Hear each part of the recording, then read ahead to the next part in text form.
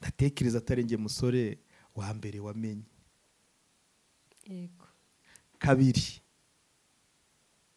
mu nzozi zawe hari ukuntu waryamaga ukarota umuhungu w'igikara nkanjye kari uzakubera umugabo. Reka mbihera ubuhamya rata. Nari mfite abantu benshi bankunda, nanjye nshobora gukunda, yemwe harimo n'uwo nkundanye nawe. Burya nge nari mfite viziyo yo kuzashaka umuzungu. Naraguye ndi mu by'isi, Imana narayitaye, narayiheneye, narayitereye umugongo kuri Zoom y'igicaniro kitazima. Yewe aho niho naronkeye umugabo.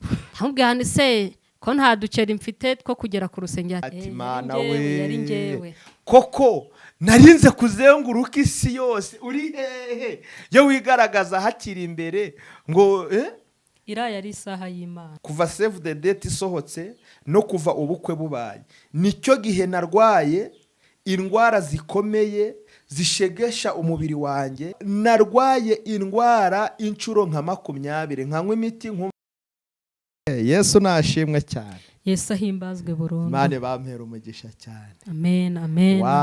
Ibintu bidasanzwe. Murabona ko hari isura nshya twabazaniye hano imbere ya Michael. Ya microphone afashe imbere za kamera za Pr.Ezechiel TV. Nibanga tubahishiye uyu munsi, ndabizi n'umunezero. Ariko mbere y'iko twatangira igikorwa tugiye gukora uyu munsi, reka tubanze twiragize Imana. Ariko tutarasenga dusuhuza abantu kugira ngo twinjirane mu isengesho nabo wabasuhuje. Yesu nashimwe. Ndabasuhuje mu izina rya Yesu, Umwami Imana bampera umugisha. Amena, amena. Mana data wa twese, turagushimye kuko uri umukozi w'umuhanga. Tuguhaye ikaze na karibu ngo uzuyobore iki gikorwa, uheze gukora kose ku mwijima. Mwuka wawe wera tuganze, neza yawe tuyobore. Mwuka wawe atugirire neza, maraso yawe dutwikire rwose, kandi ubushake bwawe bukoreke kurusha uko twe tubitekereza. Mwami turanezerewe, dushimye imbaraga zawe kuko we rukera ibihe byose, uhereye umunsi n'ibihe byose urakoze. Amen, amen, amen. Murakoze cyane rero, nkuko hari benshi bari basanzwe banzi, ariko kwivuga ntibiteye isoni. Ku mazina nitwa Pastor Ezechiel mfite umukiza. By'umwihariko rero uyu munsi noneho nakarusho twazanye n'umuntu, mubabwire se. Reka mubahishe. Urashaka kwibwira abantu? Yewe ndivuganira pe. Urivuganira? Yego. Waretse nkaguhisha we, waretse nkaguhisha simbabyire uburiwe. Reka rero tumubahereze yivuge n'ukuri kubatamuzi namwe mumumenye kuri uyu munsi. Namashimwe akomeye, ni igitangaza Imana idushoboje itugiriye. Murakoze. Urakoze cyane. Ku mazina banyita Mama Pasteur Uwabijuru ISIMBI Aurore. Bakwita ugiye kutubwira uko witwa wowe? Nitwa Mama Pasteur Uwabijuru ISIMBI Aurore. Imana ishimwe cyane. Ngaho rero nguyu umufasha Imana yampaye, nguyu umumararungu Imana yampaye. Hari abantu benshi twazamutse imisozi dusenga tubisaba Imana. Ikintu cyambabaje ni imyaka byamfashe mbisengera, kandi utuye udatuye mu yindi ntara sha. Byarambabaje iki kintu, byarambabaje n'ukuri. Ntekereza uburyo namaze amezi 6 nkumva nta na pressure yo kukubona aho nari mfite. Ariko igitangaza amezi 6 arangiye, dutangiye ukwa 7 Imana iritamurura nkubonaho. Umwaka nakubonyemo ni nawo mwaka twakozemo ubukwe. Harya nibyo ra? Ntabwo ndi kubyibuka neza. Nyibutse. Nibyo ujoyininga then hari mu kwa munani. Ndabyibutse. Hari mu kwa munani. Kuri Zoom. Hari mu kwa munani, ariko tutarakwinjiramo neza hari nko mu kwezi kwa 7. rero urumva kugera mu kwa kabiri niwo munsi niko kwezi nakubonye mu mwaka twinjiye mu kwezi kwa karindwi tutarakwinjiramo neza nkubonaho noneho face to face ndabyibuka ayo materaniro sinzayibagirwa twahuriyemo n'uwo munsi sinzabyibagirwa kumbi sinari nzi umugambi w'Imana kari we Imana yateganyije tuzabana yewe narashakishije nshakira muri karitsiye nshaka kubo twiganye nshakira aho nasengeye nshakira mu ntara zinyuranye yewe n'inyuma y'igihugu ngewe nagezeyo ndatereta za Uganda biranga ndatereta mu Burundi baranyanga ndagenda njya mu Bubiligi biranga yewe nageze no muri Amerika yewe naraterese isi yose ndayizenguruka kumbi wibereye hari hepfo Nyakina ati Mana we koko narinze kuzenguruka isi yose uri hehe yo wigaragaza hakiri imbere ngo iraya ari isaha y'Imana uko nukuri nzanye ijambo rivuga ngo iby'Imana ntabwo byibwa.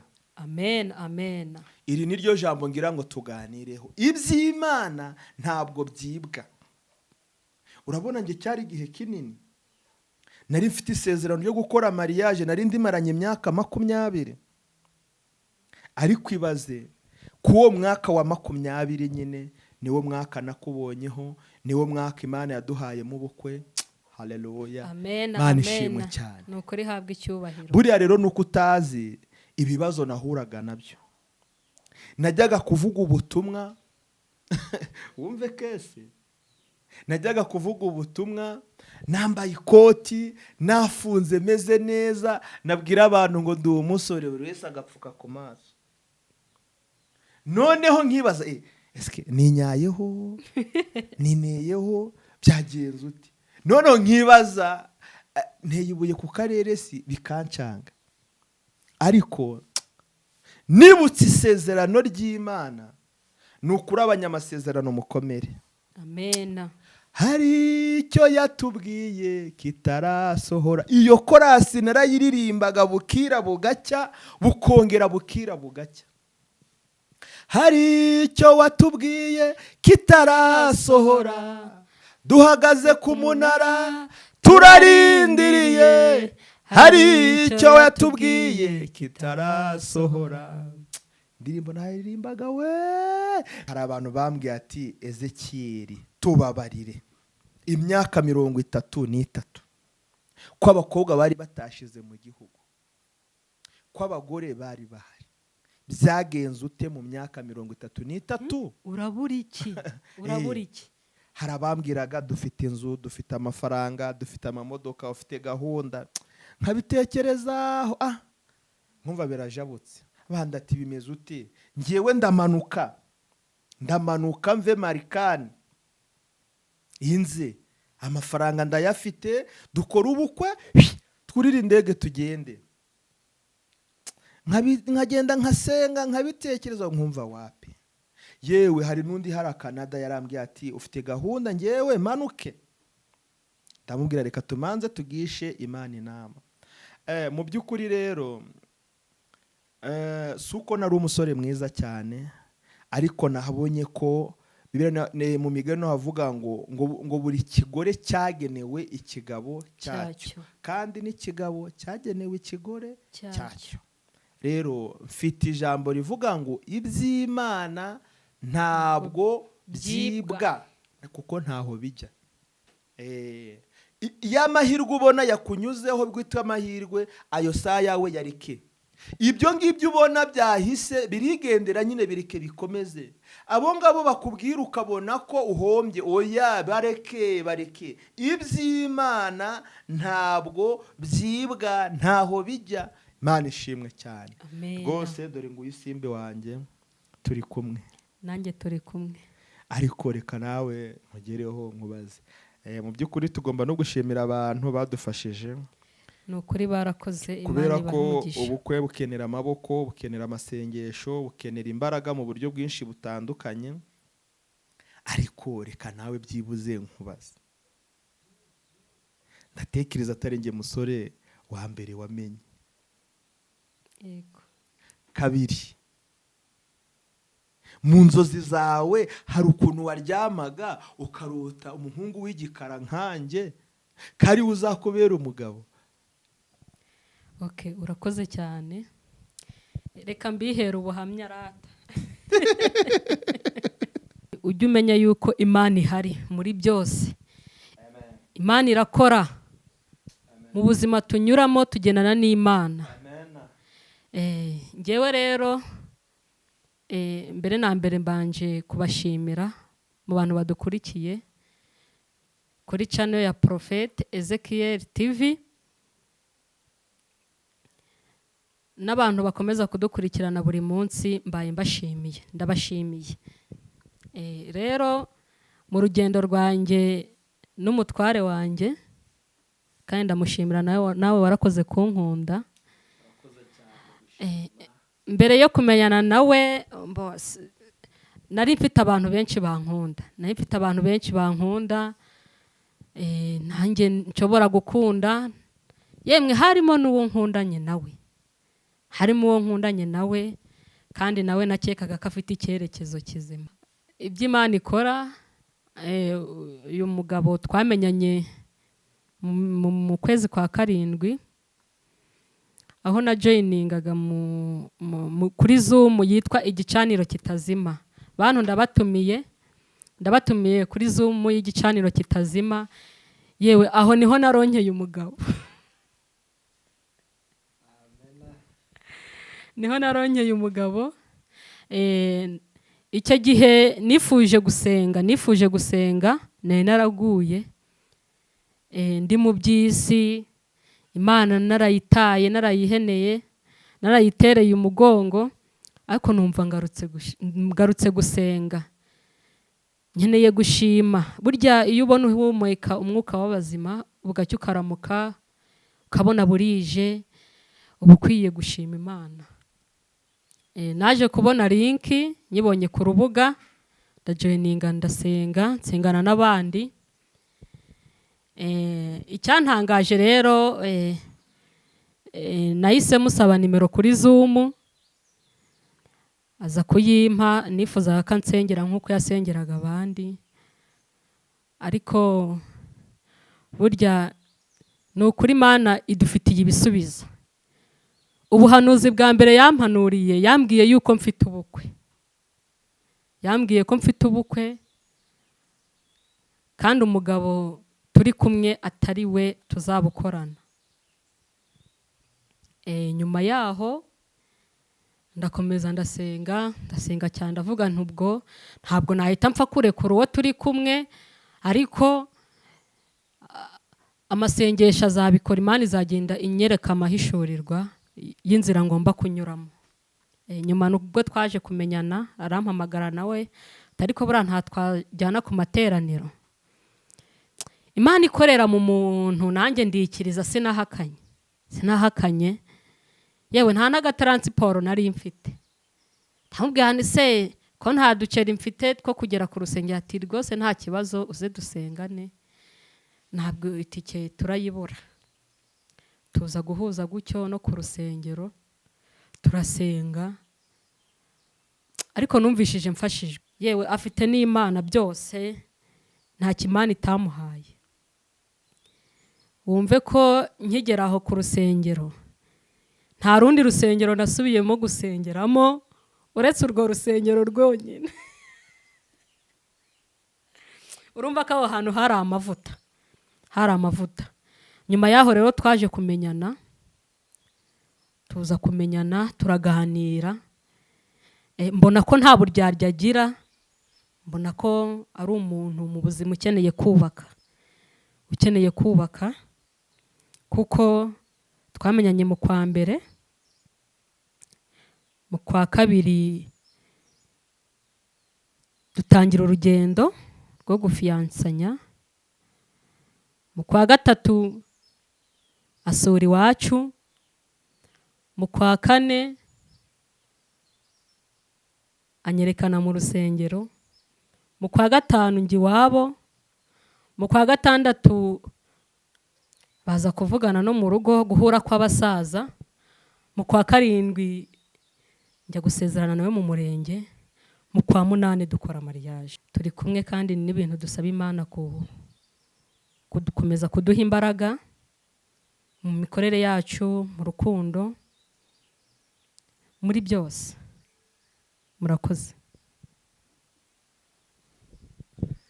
Murakoze cyane, ngira ngo narantungu kuba byagiye biyaranga, byagiye bibamo, ni ikintu gikomeye unyibukije. Mu by'ukuri rero burya njye nari mfite viziyo yo kuzashaka umudiyasipora. Mfite viziyo yo kuzashaka umudiyasipora, ndetse nkanashaka n'umuzungu, pana gushaka umwirabura. Wifuzaga kubyara umumetisi?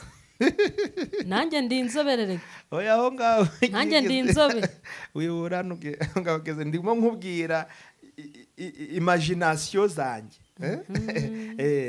Ni ukuvuga sinigeze nkererwa ku bakobwa aha muri Afurika, sinigeze nkererwa ku bagore. Viziyo yanjye nagombaga gushaka umuzungu. Uranyumva neza? Numvaga ariyo ntumbiro yanjye, numvaga ari cyo cyerekezo cyanjye. Ariko hari umugambi w'Imana, hari n'umugambi hari umugambi w'abantu, hakaba n'umugambi w'Imana. Nahoze nganiriza abantu ndababwira ngo iby'Imana ntago byibwa kuko ntaho bijya. Mu by'ukuri uyu mwaka ntago natangiranye viziyo yo gukora mariage. Cyo kagera inkuru rero. Icyo gitekerezo nticyari gihari, uwo mushinga ntiwarimo, ahubwo nabonye ko ari isaha y'Imana igeze kandi bikwiriye kuba. Amen, amen. Kugeza ubu iyo mbonye ISIMBI mbona ko Imana yakuzanye mu buzima bwanjye, nmanza kuyishimira. Amen, urakoze cyane. Iyo maze gushimira Imana yakuzanye mu buzima bwanjye, inkomoko yawe buriya nawe uva muri Amerika. Wari ubizi? Amen. Inkomoko yawe uva muri Amerika, kubera ko umupasiteri umwe w'inshuti yanjye twari dufitanye ibiterane hariya muri Tanzania mu kwezi kwa gatanu, mu kwezi kwa kane no kwa gatandatu. Arambwira ati none Ezechiel tugenze ute ubona umugore? Arambwira shaka umukobwa. Hari mu kwezi kwa mbere. Shaka umukobwa, numara gushaka umukobwa ndaguhereza inkwano, nuko ukora ubukwe ubu umugabo nawe nk'abandi, nta kundi byamera. Bivuze ngo niwe wagutinyuye. Yesu uvuze ubuhamya, reka nanjye nkubwire ibyo wari utazi. Umugabo bita Pastor Bukuru, sinzabyibagirwa, Elifaz. Urakoze cyane, nari mbabwiye uburyo Pastor Bukuru yampamagaye kuva hariya Marikani. Arambwira Ezechiel ukwiriye kuva mu basore, rungura, shaka umukobwa, njyewe ndagukwera kabisa. Ariko umugambi w'Imana aba ari ikintu kinini. Ewa numva iyo icyo gitekerezo kinjemo, se mukobwa ndamukura hehe? Abampamagaraga muri Amerika se ngira uwo mpamagara aze? Ndareba ndabashungura mbona ntibiri kuvamo. Ndeba mu Bubiligi, ndeba ha mu baturanyi, ndangije ndavuga nta mpamvu yo gutinda mu bitekerezo, dufite umujyanama ari we Mwuka Wera. Nazamutse umusozi iminsi 7, kuwo munsi wa 7 sinzabyibagirwa, mbere yuko nzamuka nibwo umugabo yampamagaye. Arambwira ati ngwino. Ndagenda, ampereza ubutumwa Imana yari imutumye kuri nge. Amaze kubumpereza ndasenga, nuko nguko Imana yagaragaje ko ISIMBI ariwe tuzabana ahasigaye. Rero naho habaye urugamba, kuko uko Pastor Bukuru yabyifuje nuko yatekereje ko bigenda siko byagenze. Ariko icyari kigambiriwe n'icyari kigomba kuba nicyo cyabaye. Reka dusoreze ahangaha, tuzagaruka mu gice gikurikira mbabwire ukuntu iby'Imana bitibwa ari nta naho bijya. Umugisha Imana iguha ari umugisha iba yakugeneye, uko byamera kose ugomba kuwubona. Imana itugirire neza. Reka mbasangize ijambo ry'Imana riboneka ahangaha muri Yesaya ibice 41 ku murongo wa 11 turageza 13. Haranditswe ngo, dore abakurakarariye bose bazakorwa n'isoni bamware, abagutonganya bazahinduka ubusa ndetse bazarimbuka, abakugisha impaka uzabashaka ubabure, kandi abakuburanya bazahinduka ubusa babe nk'ibitariho. Kuko njyewe Uwiteka Imana yawe nzagufata ukuboko kw'iburyo nkubwire nti witinya, ndagutabaye. Imana itugirire neza cyane. Amen. Rero Imana yarantabaye mu myaka yanjye n'imvi zari zimaze kuboneka. Mu myaka yanjye ntabwo nari mfite kwiheba, nari nifitiye icyizere kubera isezerano nari mfitanye n'Imana. Mu myaka yanjye numvaga nkomeye kandi nkarinda ubuhamya kugira ngo Satani n'ingabo ze batazamenyera. Ndashima Imana yabanye nanjye muri urwo rugendo. Uyu mwaka utararangira ikampindurira ubuzima, ngira ngo kuno kwezi kwa 3 twatangiye dusoje ubukwe. Ndashima Imana cyane, kandi nkashimira n'abandi bantu bakomeye bahagurutse ngo ubwo bukwe bubeho. Bahagurutse bakatuba bugufi, bakadushyigikira mu buryo butandukanye, yaba ubw'inama, yaba ubw'ubushobozi, yaba ubwo kutwegereza ibikoresho. Ndetse ubukwe ni ikintu kinini cyane, ukenera n'isengesho. Navuze mu buryo butandukanye. Deni abanyamasengesho bakoze akazi kabo, abavugabutumwa bakora akazi kabo, abahanuzi bakora akazi kabo, abashumba bakora akazi kabo, ndetse abaririmbyi bakora akazi kabo, n'abatunzi nabo bakora akazi kabo. Rero ni amashimwe menshi cyane. Imana ihabwe icyubahiro. Reka dusenge Imana. Rero mu gice cya 2 tuzabagezaho ukuntu ko habaye urugamba rukomeye, hakaboneka ibibazo mu murenge, hakaboneka ibibazo mu mafamiye, hakaboneka ibibazo mu babyeyi, ariko ijambo Imana yavuze rigasohora. Hari icyo nakwifuriza kuri uyu mwanya, ariko ntarakikwifuriza. Reka nsabe Isimbi agira ikintu abwira abantu badukunda, yaba akunda umuryango. Reka agira ikintu ababwira nawe ngimba mutima ziwe. Ntago wamupfukirana, ni umuntu mukuru. Karibu. Urakoze mutware mwiza.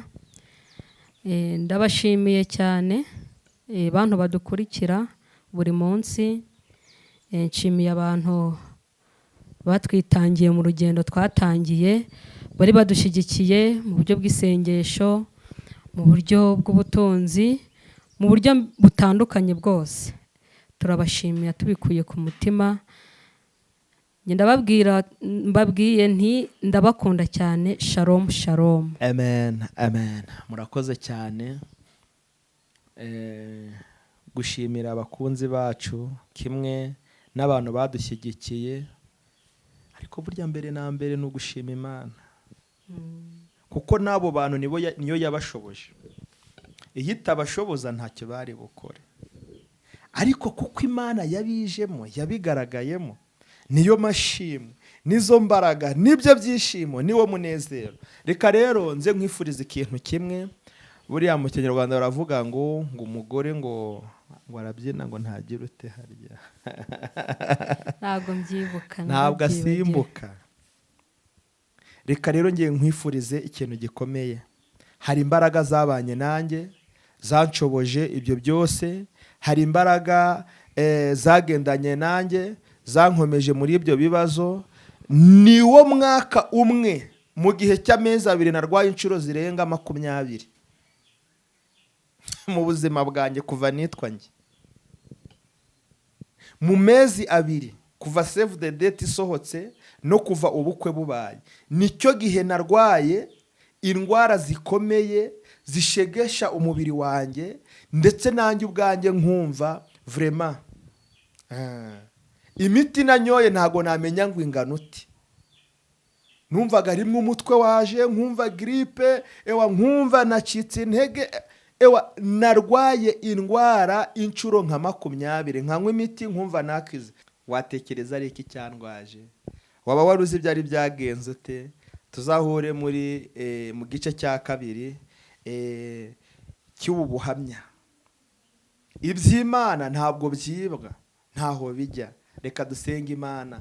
Ariko ndakwifuriza imbaraga z'Imana, ndakwifuriza amaraso ya Yesu akuzeho, agutwikire, aguhishe, akutsindishirize, akuneshereze. Amaraso ya Yesu, haleluya, nagera mu nzu iwanyu agira icyo akora kugira ngo bimenyekane, nagera mu mudugudu agira icyo akora bimenyekane, nagera muri karitsiye, mu murenge, mu karere, mu ntara, mu gihugu cyawe, Imana igira iki gukorera ku bw'amaraso ya Yesu. Erega umuririmbyi yaravuze ngo amaraso ya Yesu yakoze umurimo, yahuje abatari kuzamenyana. Mu by'ukuri navukiraga mu burengerazuba, ukavukira mu majyaruguru, ukavukira muri Musanze kabisa mu majyaruguru. Ntabwo nari mbizi, nawe ntiwari ubizi, ariko ku bw'amaraso ya Yesu biraba. Imana ishimwe cyane. Reka dusenge Imana. Amaraso ya Yesu nagukorera igitangaza, ahishuri byari bihishwe ku buzima bwawe, akingura imigisha yari ikinzwe, akwicaze ku ntebe ukwiriye kuba wicayemo, aguhuze nawe ukwiriye kuba uri kumwe nabo. Amaraso ya Yesu, haleluya, agushyire hejuru, kandi amaraso ya Yesu akubera inkingi ikomeye. Reka dushime Imana. Kandi nawe wari ufite amasezerano ukomere, kandi nkutumiye gukurikirana ubu buhamya buzagukomeza, buzakuzamura, buzagushyitsa, buzakugeza kandi mu mugambi w'Imana igufiteho. Siko Imana igufiteho ahubwo ni byiza. Jambo riratubwiye ngo ni ngewe Uwiteka, haleluya, ugufashe mu kuboko kw'iburyo, kandi ndavugana nawe nti witinya. Nukuri maze gukomezwa n'Imana, numva ntabwo babuhari, numva amashimwe ari menshi. Mu bindi Imana iduhane umugisha. Mana data wa twese, uwera wa Isiraheli, ndagushimye kuri byose kandi kuri igitangaza. Ngushimiye umugambi mwiza udufiteho n'isezerano ry'amahoro. Ngushimiye ko utajya utwibagirwa kandi ujya utuba bugufi iminsi yose. Niweho wabanye natwe muri uru rugendo, twabonye mu imbaraga zawe, twabonye mu kuboko kwawe. Ngushimiye amaboko wahagurukije ku bw'ubu bukwe, ngushimiye imirimo n'ibitangaza wakoze ku bw'uru rugendo. Mu bindi izina ryawe rishyirwe hejuru. Ni mu izina ryawe Yesu nsabye, nizeye ko hari abo ugiye guha umugisha ku bw'uyu mwanya, kandi hari n'abagiye gukomera ku bw'ubu buhamya. Ni mu izina ryawe Yesu urakoze, amen.